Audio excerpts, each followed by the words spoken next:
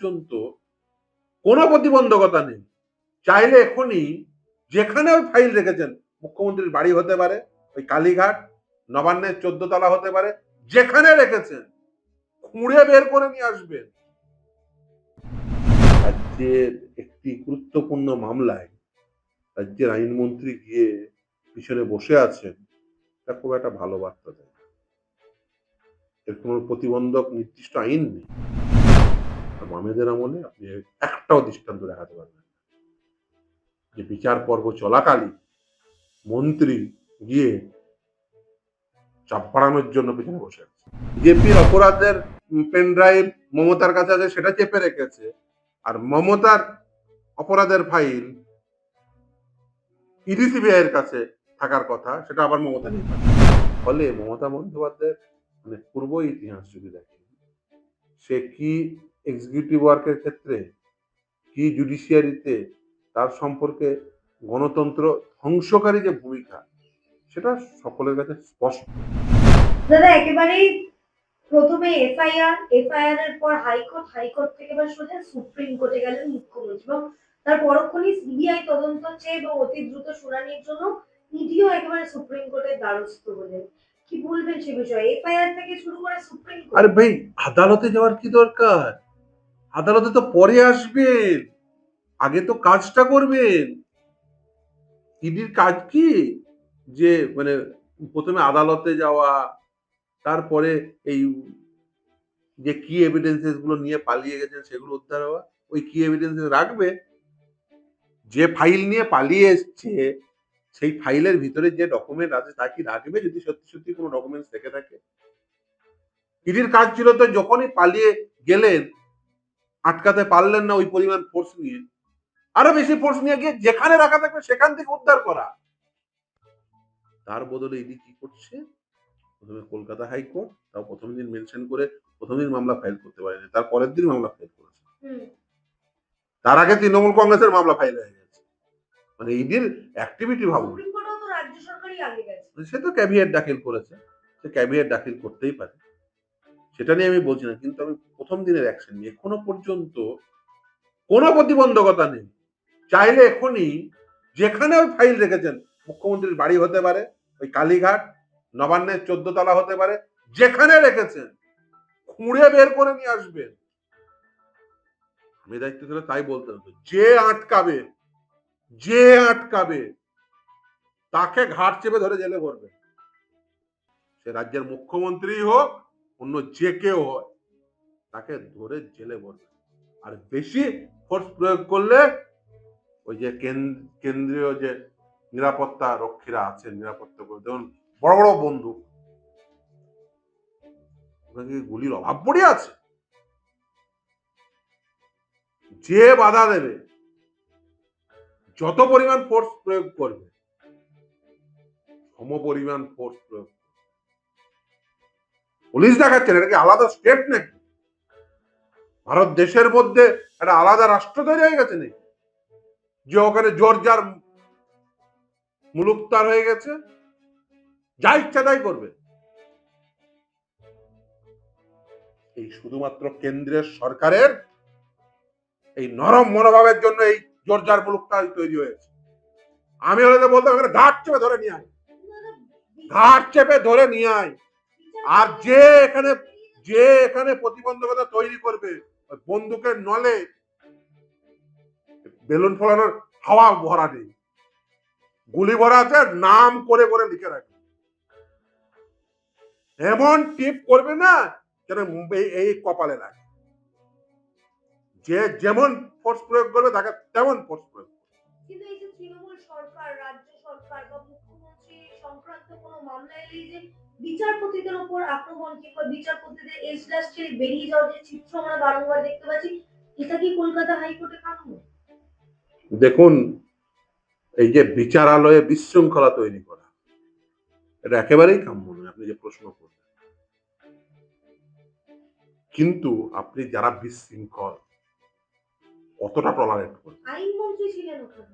একটা নির্দিষ্ট সময় পর্যন্ত টলারেট করা যায়, কিন্তু গণতন্ত্র রক্ষার্থে কোনো কোনো সময় স্ট্রং অবস্থান কায়েম করতে হয়। আপনি প্রশাসনিক ক্ষমতায় রয়েছে, আপনাকে ল অ্যান্ড অর্ডার মেনটেন করতে হবে। কালকে যদি দেখেন যারা দুষ্কর্ম করছে, দুষ্কর্ম করতে দিলে ওই দুষ্কর্ম বাড়তে থাকে। একটা নির্দিষ্ট সময় পরে ওই দুষ্কর্ম কমানোর জন্য দৃঢ় পদক্ষেপ নিতে হবে। কিন্তু ১৩ বছর পর আইনমন্ত্রী চন্দ্রিমা ভট্টাচার্য তিনি আদালতে গেছিলেন দলের মামলা, দলের শুনানি শুনবেন বলে। দেখুন এটা নৈতিকভাবে অনুচিত। কেন? তার কারণ সাধারণভাবে দেখুন আমাদের দেশের সংবিধানে না এক্সিকিউটিভ, লেজিসলেটর এবং জুডিশিয়ারির মধ্যে নির্দিষ্টভাবে ক্ষমতার গণ্ডি বেঁধে দেওয়া আছে। একজন মন্ত্রী, ক্যাবিনেট মন্ত্রী, তিনি এক্সিকিউটিভের অংশ। এই যে জুডিশিয়ারি এবং এক্সিকিউটিভের একেবারে নির্দিষ্ট ক্ষমতা রয়েছে, ক্ষমতার গণ্ডি রয়েছে, নির্দিষ্ট ফিচার্স রয়েছে, সেখানে একে অপরের কাজে হস্তক্ষেপ করা অনুচিত। নিশ্চিতভাবে আইনমন্ত্রী তার প্রশাসনিক কাজে প্রধান বিচারপতি সহ অন্যান্য বিচারপতির সঙ্গে প্রশাসনিক কাজে তারা একে অপরের সহযোগিতা করবে, সেটা অন্য বিষয়। কিন্তু রাজ্যের একটি গুরুত্বপূর্ণ মামলায় রাজ্যের আইনমন্ত্রী গিয়ে পিছনে বসে আছেন, এটা খুব একটা ভালো বার্তা দেয়। এর কোনো প্রতিবন্ধক নির্দিষ্ট আইন নেই। কিন্তু যদি আপনি দেখেন নৈতিক অবস্থান থেকে এটা একেবারেই অনুচিত, এটা গণতন্ত্রকে দুর্বল করে। আমার মনে পড়ে যাচ্ছে আমার শোনাগত জ্যোতিবাবু, তিনি মুখ্যমন্ত্রী ছিলেন, তিনি কখনো কোনো বিচারপতির সঙ্গে কোনো প্রকার রাখতেন, এটা আমার শোনা কথা। এবং তিনি কাদের মাধ্যমে করতেন? নিশ্চয়ই সরকার অ্যাডভোকেট জেনারেল ছিলেন, আইনমন্ত্রী ছিলেন, তাদের নির্দিষ্ট কাজ ছিল, তারাই করতেন। তিনি পারতপক্ষে কোনোদিন হস্তক্ষেপ করেন বা করতেন না। আর বামেদের আমলে আপনি একটাও দৃষ্টান্ত দেখাতে পারবেন না যে বিচার পর্ব চলাকালীন মন্ত্রী গিয়ে চাপ বাড়ানোর জন্য পেছনে বসে আছে। এটা অনুচিত। প্রেসার ট্যাকটিস আমরা বুঝি, বেসিক্যালি এটা করে লাভ হয়নি কিছু, কিন্তু এটা অনুচিত নৈতিক অবস্থা থেকে। আপনি বলতে পারেন সে উনি বারের মেম্বার, উনি আইনজীবী, বামেদের সময় রবিলাল মৈত্র সাহেব আইনমন্ত্রী, যখন আছেন প্র্যাকটিস করেন, কলকাতা হাইকোর্টেই প্র্যাকটিস করেন। জিজ্ঞাসা করবেন কোনোদিন এসে বিচারালয়ের অভ্যন্তরে বসেছিলেন না, যা করতেন। আসলে এই যে সব কিছু ভেঙে দাও, এনার্কি তৈরি করো, দুষ্কৃতি রাজ তৈরি করো, প্রেশার দাও। এই যে মুখ্যমন্ত্রী চলে গেলেন গটগট করে, উনি ভালো করে জানতেন যে ইডি ওকে আটকাবে না, কারণ এমনি ইডি সিবিআই ওদের প্রতি সব। আমি হলে তো বলতাম ওকে আটকাও, বেশি বেশি কিছু করলে ওকে অ্যারেস্ট করো, প্রথমেই ঢোকার আগেই আটকে দেওয়া উচিত, ঢুকতে দেওয়া উচিত ছিল। বেশি ঢুকতে গেলে ঘাট চেপে ধরে বের করে সার্চ প্রেমিসিস, আবার মুখ্যমন্ত্রীর কাজ ঘাটটা চেপে ধরো দিয়ে বের করে। যে কয়লা নিয়ে ইডির এই রেড বা তদন্ত বলা যেতে পারে, সেই কয়লা নিয়ে হঠাৎই একেবারে ইডির এই রেডের পর মুখ্যমন্ত্রী ফাইল নিয়ে বেরিয়েলেন। তারপরের দিন সভা থেকে তিনি বলছেন যে এই যে কয়লা কেলেঙ্কারির যে টাকা, সেই টাকা জগন্নাথ থেকে শুভেন্দু অধিকারী, শুভেন্দু অধিকারী থেকে অমিত শাহর কাছে গেছে। এতদিন কেন এই অভিযোগ করেনি? কিংবা আমরা দেখেছিলাম বামেদের নাকি ফাইল ছিল তার কাছে, এখন বিজেপির জন্য পেন ড্রাইভ আছে তার কাছে, তিনি চেয়ারে আছে বলে পেন ড্রাইভটা বের করছে না, এরকম অভিযোগ করছে। তার মানে তো সে আরো বড় অপরাধ করছে। মানে বিজেপির অপরাধের পেন ড্রাইভ মমতার কাছে আছে, সেটা চেপে রেখেছে, আর মমতার অপরাধের ফাইল ইডি সিবিআই এর কাছে থাকার কথা, সেটা আবার মমতা নিয়ে পালিয়ে গেছে। ফাইলগুলো কি টেবিলের উপর সাজানো ছিল? তিনি বেরিয়ে গেলেন। আমার তো সেটাই আশ্চর্য, বিজেপির পেন ড্রাইভ মমতার কাছে, মমতা বলছে, আবার মমতা বন্দ্যোপাধ্যায় তিনি নিজেই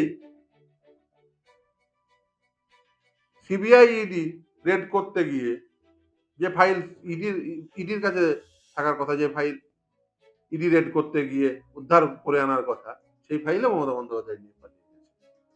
তার মানে মমতা বন্দ্যোপাধ্যায়ের কাছে তৃণমূলেরও চুরির সমস্ত গল্প রয়েছে, বিজেপিরও চুরির সমস্ত গল্প রয়েছে। এটাই তো বোঝাতে চাইছে। আমরা তো এই কথাই বলে আসছি যে দুবেটাই চোর, একে অপরের কাছে সব তথ্য আছে। একটা চোর, একটা মহাচোর, সব তথ্যই রয়েছে, কিন্তু কেউ কারোর কিছু করবে না। এ ওর পিঠ চুলকে দেবে, ও ওর পিঠ চুলকে দেবে। ভোটের আগে পিঠ চুলকাচুলকির খেলা চলছে। এটা শুধুমাত্র মক ফাইট, শুধু জাস্ট জনগণের সামনে ভোটের আগে একটা মক ফাইট করে দ্বিমুখী লড়াই দেখিয়ে ভোট শেয়ারিং এর বন্দোবস্ত। দাদা একেবারে শেষ প্রশ্ন, এই যে পুলিশে এফআইআর থেকে শুরু করে সুপ্রিম কোর্ট, এরপরেও কি মুখ্যমন্ত্রীর ওর গ্রেপ্তার হওয়া উচিত, এবং আমি মনে করি বিচারালয়েরও দৃঢ় অবস্থান নেওয়া উচিত এই মামলার ক্ষেত্রে, এবং এই মামলার ক্ষেত্রে এবং সেই জন্য তো অবাক করছে। দেখুন, আমি মুখ্যমন্ত্রীর কন্ডাক্ট ভাবুন। এর আগে তিনি থানা থেকে অপরাধী ছাড়িয়ে এনে বলে আমি গুন্ডা কন্ট্রোল, সিবিআই তার মন্ত্রীদের গ্রেপ্তার করলে তিনি সেখানে পৌঁছে যান, সেখানে গিয়ে হুজ্জুতি করেন। আবার ইডি যদি রেড করে পোল স্ক্যামে, সেখানেও গিয়ে পৌঁছে গিয়ে ফাইল তুলে নিয়ে পালিয়ে আসে। এটা তো গেল এই প্রশাসন সংক্রান্ত। এবার একটু জুডিশিয়ারিতে আসি। ওই যে বললেন না বিচার কেনা যায়, এটা বলার পরে কলকাতা হাইকোর্ট সুও মতো প্রসিডিংস ইনিশিয়েট করেছে এবং ওকে স্ট্রিকচার দিয়ে বলেছিল এটা যেন পরবর্তীতে না। আবার ওই মমতা বন্দ্যোপাধ্যায়কে তিনি একটা মামলা করেছিলেন, ইলেকশন করেছিলেন, কস্ট ইম্পোজ করেছিল। ফলে মমতা বন্দ্যোপাধ্যায়ের মানে পূর্ব ইতিহাস যদি দেখেন, সে কি এক্সিকিউটিভ ওয়ার্কের ক্ষেত্রে, কি জুডিশিয়ারিতে তার সম্পর্কে গণতন্ত্র ধ্বংসকারী যে ভূমিকা, সেটা সকলের কাছে স্পষ্ট। এরপরেও যদি ব্যবস্থা না হয়, তাহলে জানতে হবে যে বেসিক্যালি অ্যানার্কিকে আহ্বান করা হচ্ছে। অ্যানার্কিকে আহ্বান করা একেবারেই অনুচিত। ওর বিরুদ্ধে স্ট্রিক্ট অ্যাকশন হওয়া উচিত। ওকে ইমিডিয়েট গ্রেপ্তার করে ওই সমস্ত এভিডেন্স যেখানে থাকবে, মাটির নিচে থাকলে মাটি খুঁড়ে বের করা উচিত।